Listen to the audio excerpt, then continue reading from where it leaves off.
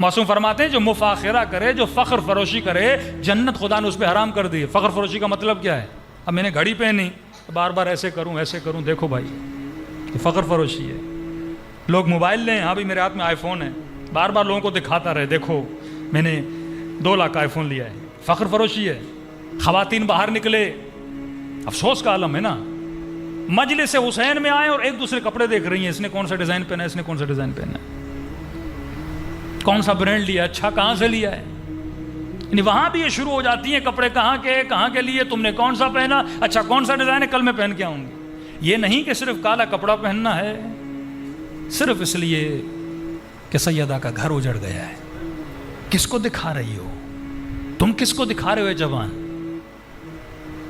یہ دکھاوے کا جو عالم ہے، یہ سوشل میڈیا دکھاوے کا عالم ہے.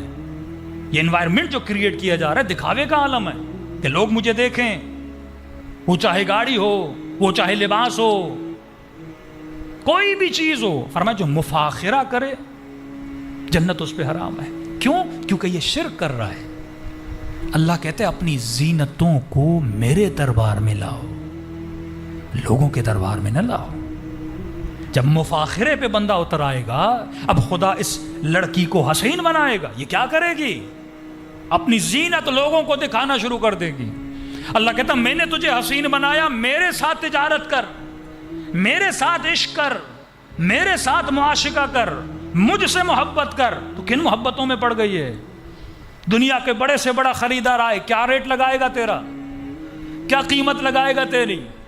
دنیا کے کھلونے دے گا تجھے، میٹھی میٹھی باتیں دے گا تجھے، لیکن اللہ کے دربار میں آ، تجھے وہ مقام دوں گا جو ابدی مقام ہے. قیامت کے دن حسینوں کو لایا جائے گا نا. معصوم فرماتے اللہ پوچھے گا بتا تو نے گناہ کیوں کیا؟ کہے گا خدایا اگر تو حسین نہ بناتا میں گناہ نہ کرتا. اللہ کی آواز آئے گی میرے یوسف کو لایا جائے. حسینوں کے دربار میں یوسف کو لایا جائے گا. جب یہ یوسف کو دیکھیں گے ان سب کا حسن شرم آ جائے گا کہ ہم سب سے حسین تو یوسف تھا. اللہ کہتا ہے اس کو بھی موقع تھا، یہ گناہ کر سکتا تھا، لیکن میرے یوسف نے تو گناہ نہیں کیا.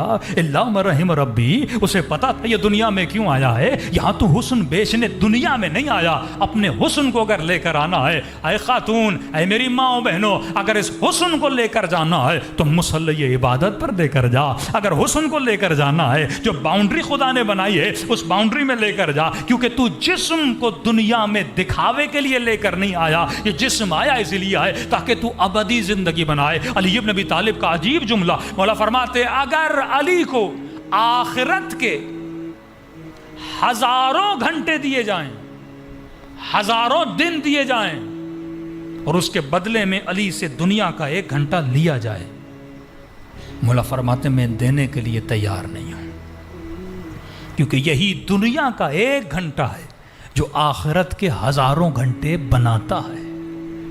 اس کو کم مت سمجھیے.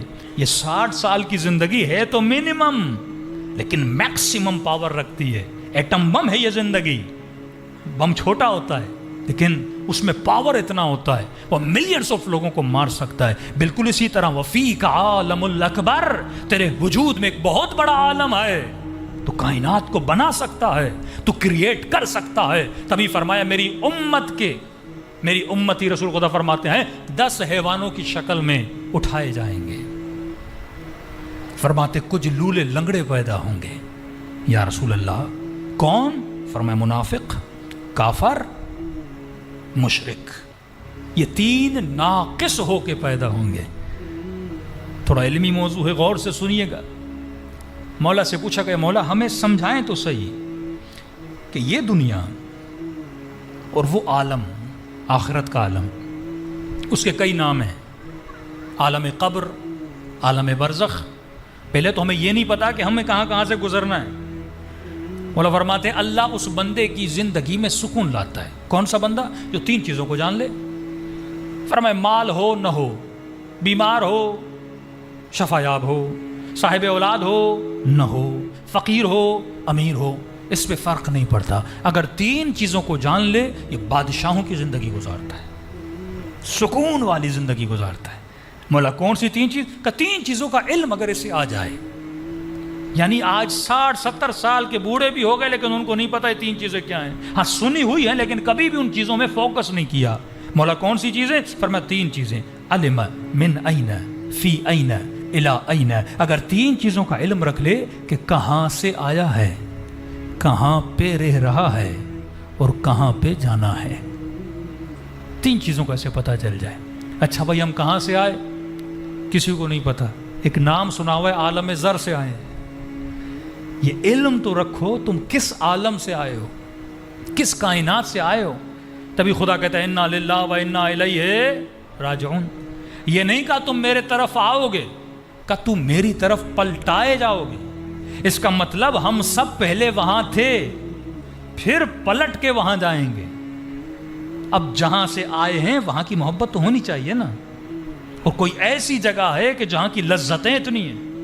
ہر مرنے والا جو اپنے رشتہ داروں کے خواب میں آیا ہے، معصوم فرماتے ہیں ہر مرنے والا مرنے پہ خوش ہوتا ہے، کوئی ناراض نہیں ہوتا. کہ مولا گنہگار کہاں، کہ نیک کہاں، دونوں خوش ہوتے ہیں. کہ مولا کیوں؟ فرمایا نیک اس لیے خوش ہوتا ہے کیونکہ وہاں کی نعمتوں کو دیکھتا ہے، اہل بیت سے ملاقات ہوتی ہے. گنہگار اس لیے خوش ہوتا ہے اچھا ہوا جلدی مر گیا، زیادہ میں نے گناہ نہیں کیے، کیونکہ وہاں کے عذاب کو دیکھتا ہے.